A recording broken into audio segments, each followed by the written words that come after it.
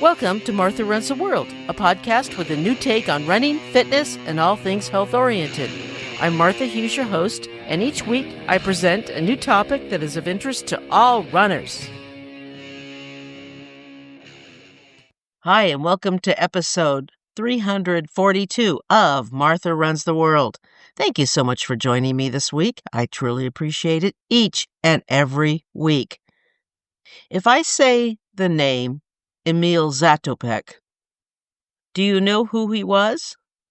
Do you know why he was important, so important to running? Well, I'll be honest, I had no idea what an incredible runner he was until I read the novel The Front Runner by Brad Hawley, who has also been a past guest on the show, and I will include a link on the website, martharunstheworld.com. I knew that Zatopek was a runner, and I knew he was a really good runner, but I had no idea what an incredible person, what an incredible runner he was. So I thought I'd do a deep dive into his history and talk about him this week. I think he's quite inspirational as well, and I thought you would enjoy hearing about him. One could make an argument that Emil Zatopek was the greatest runner of all time as well, although there are others that could be considered the greatest runner of all time along with him. So I don't really know who is. I'll leave that up to you. There are a few that stand out. Before I get started, I want to apologize ahead of time for mispronouncing surnames and place names. It's kind of difficult when you're dealing with a different country and a different language, so I am sorry. The son of a carpenter, Zatopek was born on September 19th, 1922 in Koprivnic, northern Moravia. As the seventh of 8 children, his parents had run out of typical Czech or Moravian names, so they gave him a French one. He started running when he was sent to become a live-in apprentice at the Bata shoe factory in Zlin. He was introduced to running and started to do interval training with coach Dr. Ali Haluza. I'm not sure why, but no one can explain why he decided to do that, but he did. He then, later on, joined the Czech army, and he would keep fit by running 10 to 12 kilometers in deep snow in the forests, wearing heavy army gear. He was just an intense person, apparently. Zatopek recalls his high weekly mileage in a 1967 BBC radio interview with Harold Abrahams, the 1924 Olympic 100-meter champion. My maximum was 50K in a day, 350 kilometers in a week, about 200 miles, he told the former British sprinter. In the 10,000-meter final in 1948 London Games, Zatopek lapped all but 2 runners and won by more than 300 meters. 3 days later, Zatopek ran in the final of the 5,000 meters. Trailing by 50 meters at the start of the final lap, he closed the gap with a stunning sprint finish. But he had to settle for silver, finishing just 1.5 meters behind the victor, Gaston-Etienne Rife of Belgium. 4 years later in Helsinki, Zatopek did even better. He won the 10,000 meter and then claimed the 5,000 meter with a brilliant sprint finish. But he wasn't finished. He entered the marathon even though he had never run a marathon before, and he won it by 2.5 minutes. Emil Zatopek is the only runner to win the 5,000 meter, the 10,000 meter, and the marathon at the same Olympic Games. That is why some people think he is the greatest runner of all time. He went undefeated in his first 38 races from 1948 through 1954 and is recognized for that. And that is, again, why some people think he is the greatest runner of all time. But Zatopek wasn't just a national treasure, he was a revolutionary. In the 1950s, he wasn't merely winning races, he was transforming the very nature of competitive running. With 5 Olympic medals and 18 world records under his belt, his accomplishments were staggering. He transformed the way athletes approach distance running. He created a very difficult style of interval training, and some made fun of him, some laughed at it, but they didn't laugh after seeing the results. And it wasn't just his methods or records that made him beloved, but it was his character. It was his pained expression mid-race that made him intense viewing, and they couldn't stop watching him, especially when he would come from behind and win. His humility and wit made him favored among his competitors as well. He was well loved by everyone. Yet, when he retired, remember, he was living in a communist country, so life was not kind to him. Life was hard for him. Once celebrated by his communist government, he was cast aside after the 1968 Soviet crackdown and Czechoslovakia punished for his support of liberal reforms. He ended up doing manual labor, isolated and forgotten.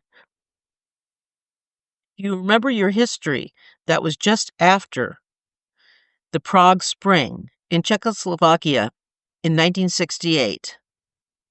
It was under the communist leader in the country, Alexander Dubček.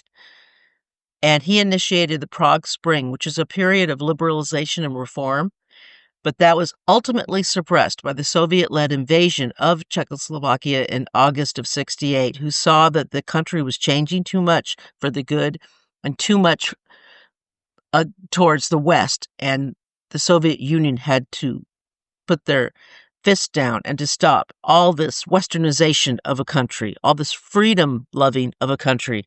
And because of that, anyone who spoke up pro-freedom, Prague Spring, pro any of that, were severely punished. And unfortunately, Zatopek was one of those people who was punished. And then after the country, of course, after the Soviet Union fell, of course, he was free, as was everyone else in the country. Though later brought back into public life, his reputation never fully recovered, but his legacy is slowly being rediscovered, and he is now being celebrated.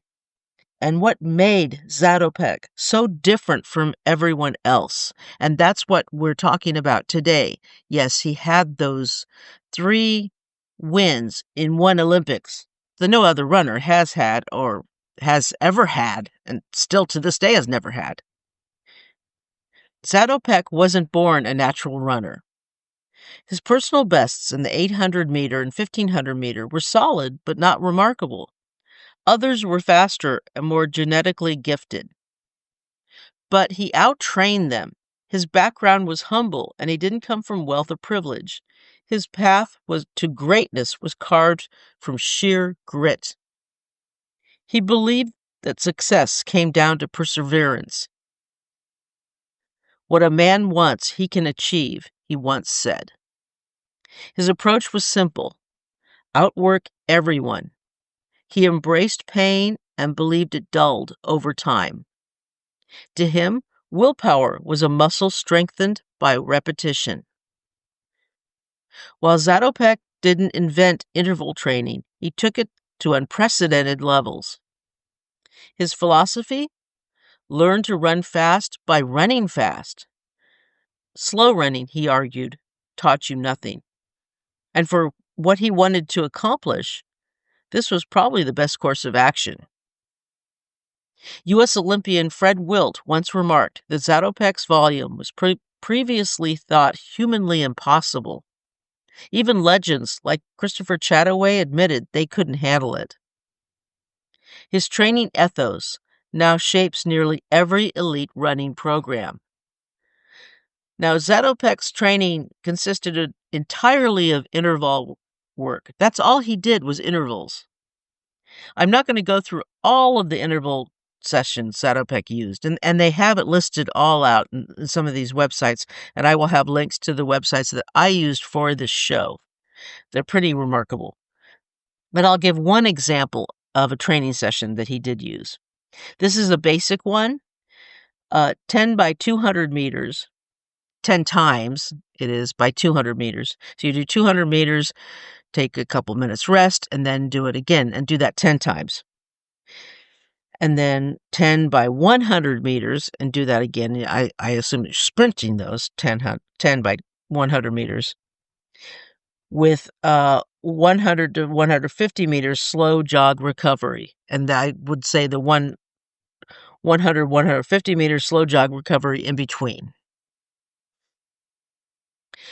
And then the next one would be 10 by 100 meters and 20 by 50 meters with similar jogs in between. Oh my God, just a couple of those would kill me. I don't know. 6 by 400 meters and 10 by 200 meters with 100 to 150 meters slow jog recoveries. Try those and see how those work for you. I would say, though, unless you're Zatopek, do that once a week, not every training session. I don't think we can handle it, but do that once a week. It might help. Though Zatopek didn't guard any secrets, his inquisitive mind set him apart.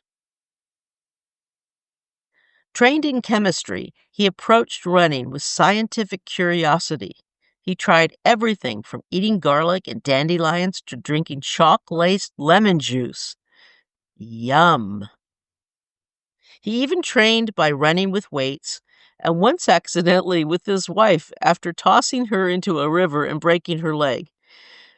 I don't have any other information. I couldn't find any other information about that, but I am really interested in that. I bet you she was not a happy camper.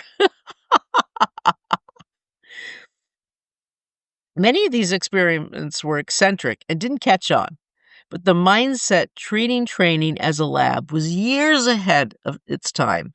There were so many superstitions and wrong thinking at that time that it wasn't quite ready for the more scientific approach that caught on later in running. Today's sports science owes much to Zatopek's open-mindedness. Eventually, he ran the Army's fitness program, granting him more time to train. His setup living in an athletic retreat with zero distractions resembles modern Olympic training camps today. Now, it's rare to find a top-level distance trainer who doesn't train full-time. Even recreational runners mirror his focus when prepping for big events. Zatopek trained in all conditions, often layering tracksuits to brave, brutal winters. To him, tough training built mental armor. There is a great advantage in training under unfavorable conditions, he said. That way, races felt easier. And it's true. If you train for a fall race in summer, in the brutal heat of summer, you're probably going to feel better when the weather gets cooler in the fall. And if you train for a slightly warmer race in spring, in the brutal cold of winter, you're probably going to feel nice when it's a little warmer out in spring. At least I will, because I like warmer weather than I do the cold.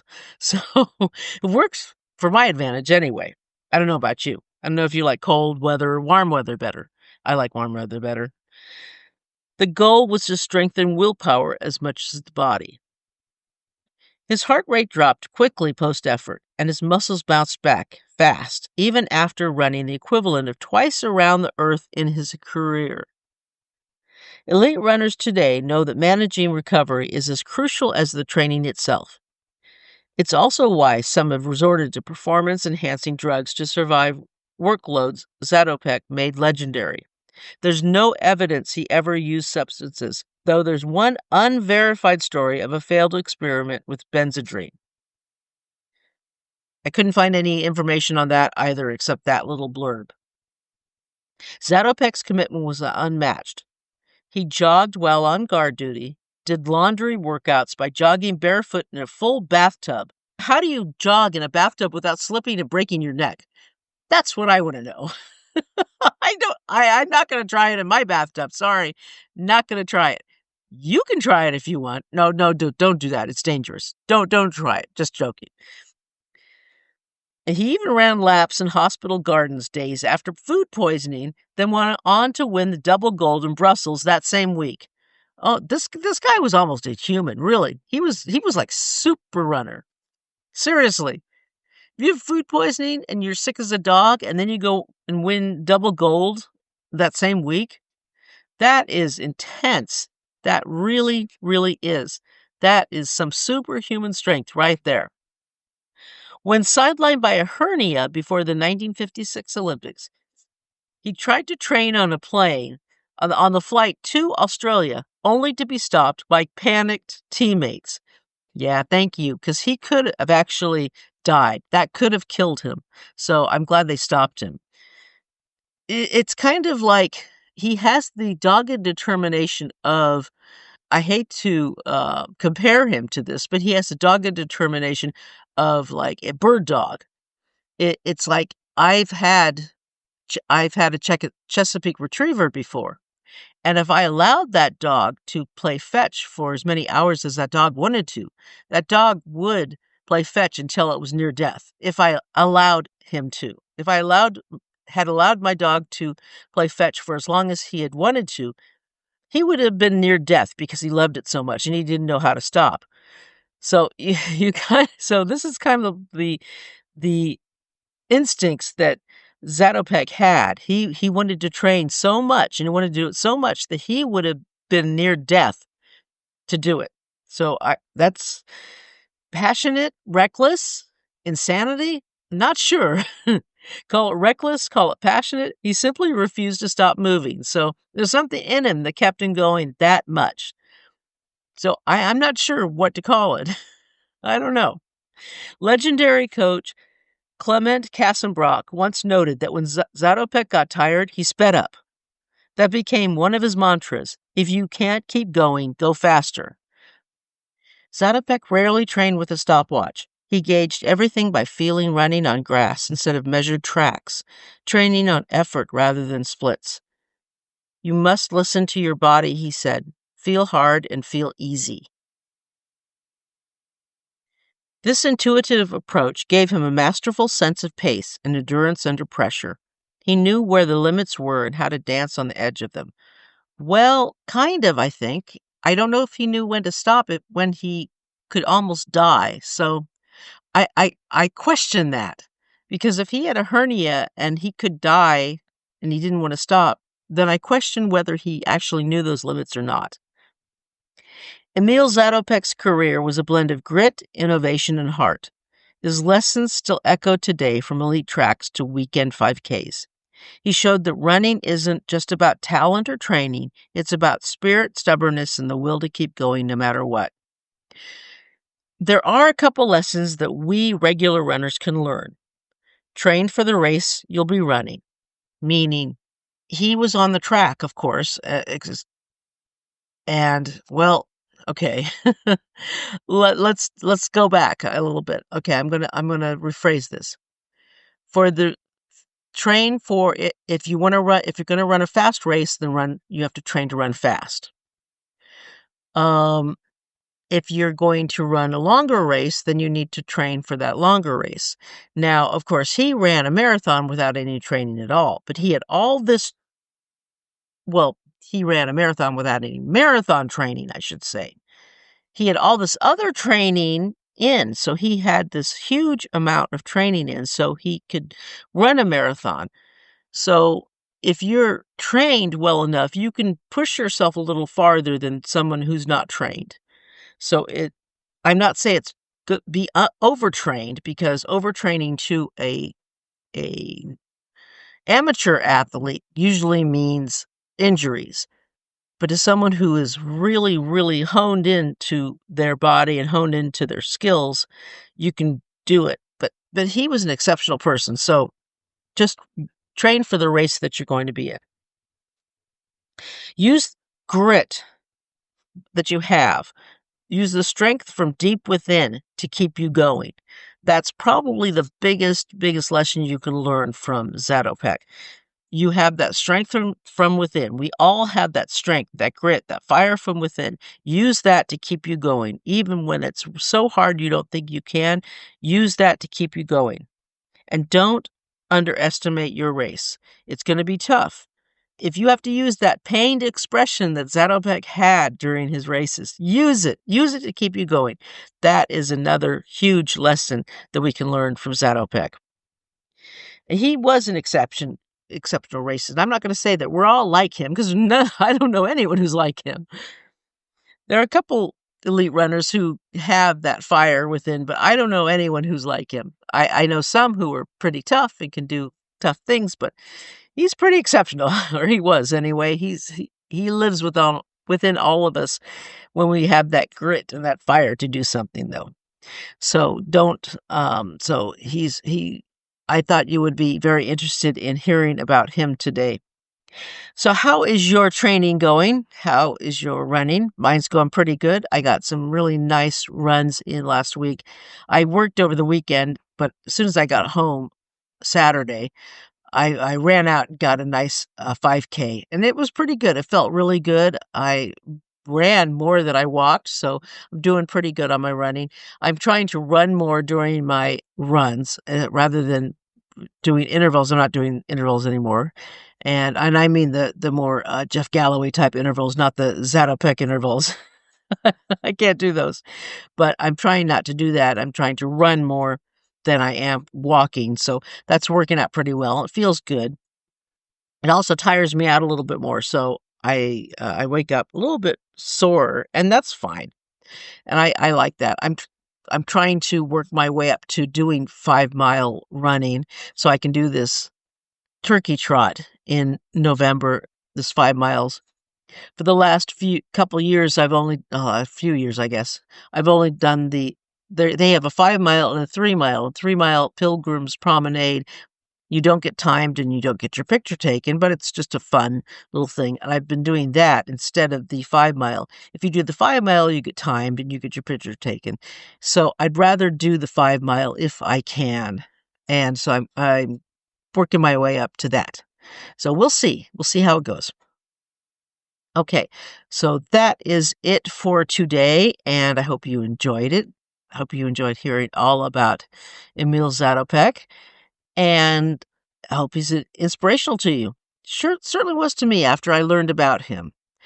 Not a perfect person, but an amazing, amazing runner, and we can learn a lot from history, for sure.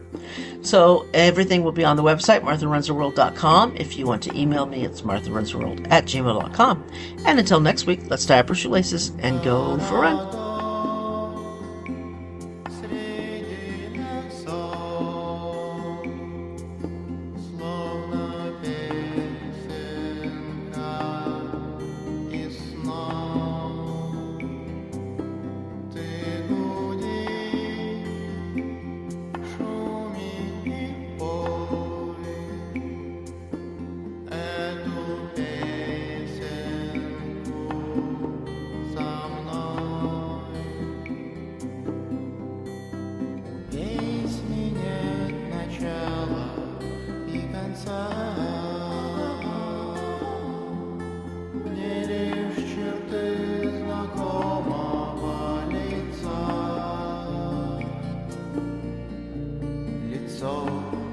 Но все же чье, мой друг.